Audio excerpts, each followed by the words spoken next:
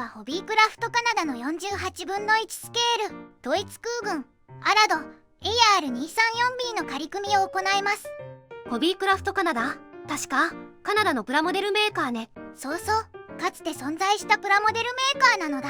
ということは今はないわけね。2019年頃から活動が確認されてないです。金型とかはどうなったのかしら。多くの金型は韓国メーカーが引き取ったみたいね。アカデミーとかアイデア科学とかかしら。そうそう、もともと金型製作とキット生産を韓国メーカーに外注していた。今回の AR234B に関しては金型の所在ははっきりしませんでした。 AR234B は長谷川も出してますよね。今だと長谷川を選ぶのが普通かしら。1989年にホビークラフトが発売した後にアイデア科学と中国メーカーからも同じ金型で発売された。長谷川は2002年に発売したのね。長谷川はレベルとプロモデラーホビー2000に OEM されています。後から出た長谷川版の方が出来が良いのでしょうね。なのでホビークラフト版をわざわざ探し出す必要もないわけです。そんなホビークラフト版を取り上げる理由は、昔模型雑誌の作例で見たのかな。世界初のジェット爆撃機ということで興味のあった機体。結局48分の1は買えなくてドラゴンの72分の1を買いましたね。昔欲しかったキットなわけね。例によってホビーオフ巡回中に見つけたわけです。1000円だったので買ってみました。なるほどね。ところで AR234B はどんな機体なの？先ほど言った通りなのですが、世界初のジェット推進で飛行する高速爆撃機です。双発ジェットエンジンなわけね。4発エンジンの C 型もありますが、今回は双発の B 型です。爆撃機なのね。当初は偵察機として開発されたみたいだけど、なるほどね。爆撃機としては爆弾搭載量が少ないらしい。爆弾を積まないと最高速度は時速740キロ。積んでしまうと時速668キロまで落ちる。それでも十分高速ですね。偵察任務だった場合はなかなか追いつけないわね。実戦ではレマーゲンの戦いが有名なのかな。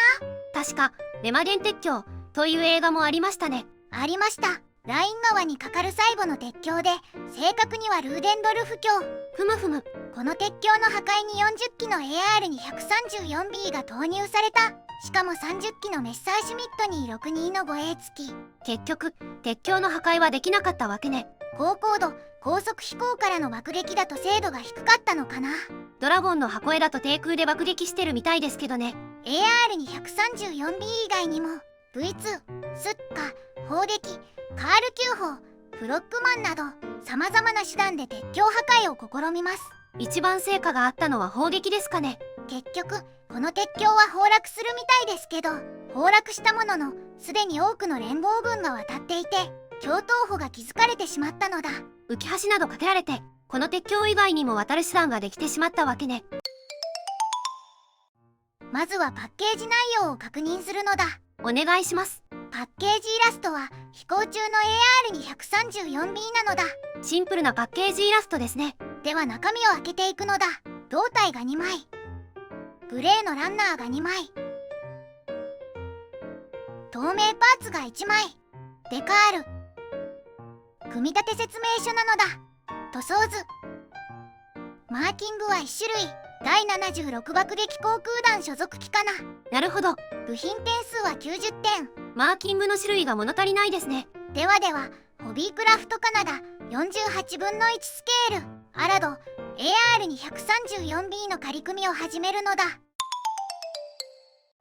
最初に操縦席なのだ。ふむふむ。操縦席は全部で17パーツ。座席、照準器などを組み込む。パイロットはついてませんね。ついてないです。この機体は操縦席内部が見える構造。ここが見せ場となりそうね。部品点数も多く精密に再現されているのでパイロットがいなくても大丈夫かな。次はエンジンですね。エンジンは双発機となるので2個作る。エンジンはユボ004ですね。エンジンは左右それぞれ6パーツずつ。エンジン内部は先に塗装した方がいいのだ。このエンジンは後ほど主翼に接着ね。次は主翼と胴体なのだ。いわゆるしの字ですね。最初に胴体の組み立てとなる。ふむふむ。胴体は左右分割で2パーツ構成。操縦席を挟み込んで接着する。胴体の操縦席内側に貼り付けるパーツもありますね。当然操縦席も胴体内側も先に塗装を済ませた方がいいのだ。胴体のモールドはどうでしょうか？大モールドとなる。くっきりとしたモールドとなる。主翼はどうでしょうか？主翼は左右それぞれにパーツ構成。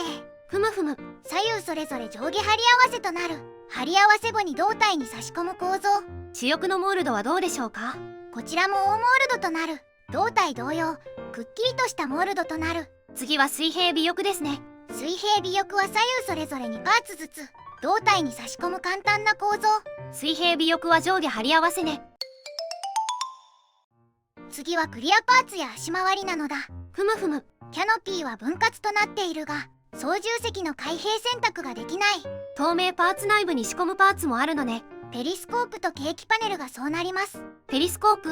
この機体後方視界が悪くペリスコープを除いて確認をしていた。機銃も後方にしかなかったのね。射撃もパイロットがペリスコープを除いて行ったみたい。この方法はパイロットの評判が良くなく舞台で外されていたことが多かったみたいだけど、次は足回りですね。まずは左右飛脚。飛脚は左右それぞれで3パーツ構成。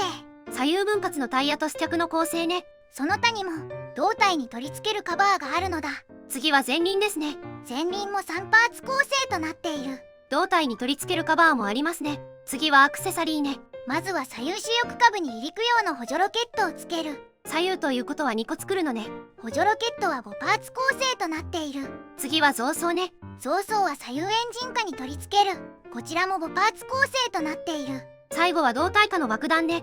爆弾は少し胴体に埋め込むように配置される。パーツ構成は3パーツとなる。最後に総評なのだ。今回はホビークラフトカナダの48分の1スケールアラド AR234B の仮組みレビューしたのだ。仮組み後の感想はどうでしょうか？修正が必要そうな箇所がいくつかあったけど基本的には大きな問題もなく組み立てられた。どこでしょうか？パーツに大きな引けがある箇所があるのでそこの修正かな。胴体やエンジンに引けがあったわけね。パーツの合はエンジンと主翼の接合面は修正が必要そう。段差というか隙間がありますね。飛行機プラモを作っている人ならば対応できそうな修正かな。それ以外だと何かありますか？見せ場である操縦席がある程度細かい作りになっている。丁寧に作ればかっこよく仕上がるのではないかと思いました。ホビークラフトの金型はアイデア科学にわたりアカデミーに移管されたものが多いみたいだけど、この機体はアカデミーからは出てませんね。このスケールで AR234B を作るには長谷川一択となりそうです。ではでは動画を最後までご視聴していただきありがとうございますなのだ。